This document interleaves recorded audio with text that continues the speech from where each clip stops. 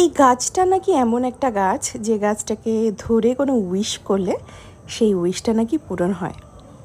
এবং এই গাছটা আমাদের ওয়েস্ট বেঙ্গলের মধ্যেই অবস্থিত। গাছটার নাম কল্পতরু গাছ। গাছটিকে জড়িয়ে ধরে যদি কোনো উইশ করা হয় সেই উইশটা নাকি পূরণ হয়। কল্পতরু নামটা শুনেই নিশ্চয়ই তোমরা আন্দাজ করতে পারছো। জাপানিজ গভর্নমেন্ট 1982 সালে প্রথম নেচারের সাথে কানেক্ট হওয়া এবং মেডিটেশনের মাধ্যমে নিজের শরীরকে পিউরিফাই করার একটা পদ্ধতি বার করেছিল। এখানে গাছকে তুমি জড়িয়ে ধরে থাকলে গাছ তোমার সমস্ত নেগেটিভ এনার্জি, ইভেনচুয়ালি ডিজিজ তোমার শরীরের মধ্যে যা আছে সেটা নিয়ে তোমাকে রিলিফ দেবে।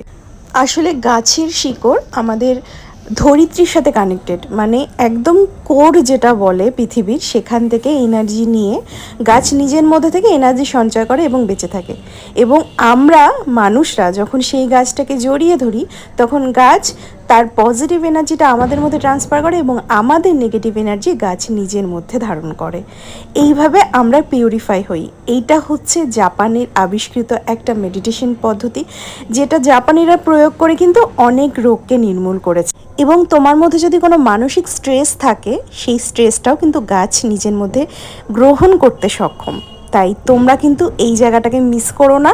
এবং তোমরা যদি বুঝতে পেরে থাকো এই গাছটা কোথায় অবস্থিত তাহলে অবশ্যই কমেন্ট করো, এবং যারা জানতে চাও এই গাছটা কোথায় অবস্থিত তারাও কমেন্ট করে জানিও।